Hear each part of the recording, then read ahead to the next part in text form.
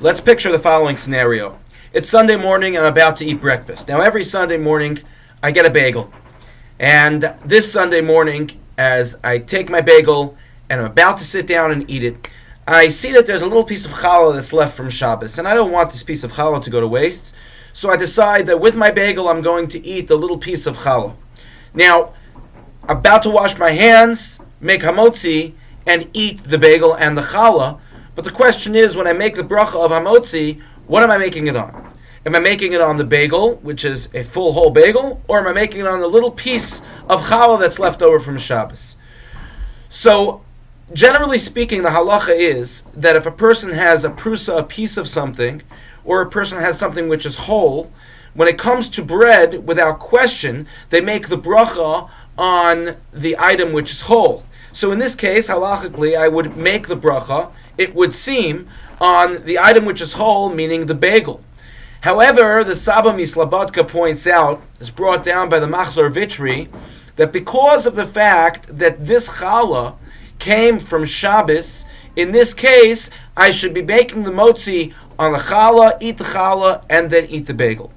Why is that the case? What's the difference if the challah was through Shabbos and the bagel was not, even though the bagel was considered to be whole, whereas the challah was not? So he explains as follows. The Yalkut Shimoni teaches us, based on our parsha this week, that a baby boy is supposed to have a bris on the 8th day, which is also something that is connected to the idea that an animal is brought as a korban from the 8th day on. As the pasuk says, "Umiyom hashemini v'hala," from the 8th day on, "Yeratze lekorban yishal Hashem." It'll be good as a korban for Hashem. So too, this baby does not have a bris until the 8th day. The significance of the 8th day is that the baby has received the kedusha, the sanctity of having observed a Shabbos, a time in which there is a sense of peace, a sense of shalom that enters, a sense of kedusha, a sense of sanctity that enters the baby's body, and then the baby is holy enough to come into the covenant of Hashem with the Jewish people and have his bris.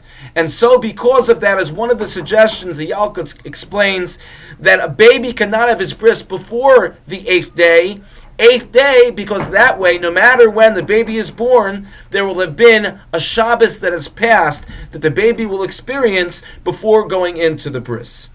What we see from here is the holiness of Shabbos and the role that it plays in our life.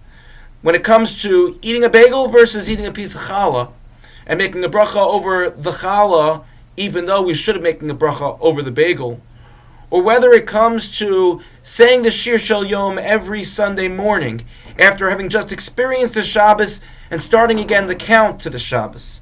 On a spiritual level, a Jew is changed by the day of Shabbos. We have a sense of shalva, we have a sense of inner peace. We have a sense of pulling ourselves away from everything that we interact with during the week and are able to connect on a deeper level with our spiritual sense and with our connection with HaKadosh Baruch Hu.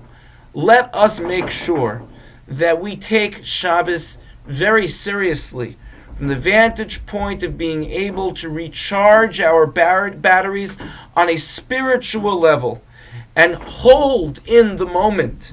Pause on Shabbos and recognize the gift that Hashem has given to us and the impact that it has on a little baby or on adults that are busy working and living lives that at times have become so stressful, and how the day of Shabbos, remembering the kedusha, the sanctity that Hashem instilled in his creation of the world 5,774 years ago, and how the same kedusha is instilled in each and every one of us today.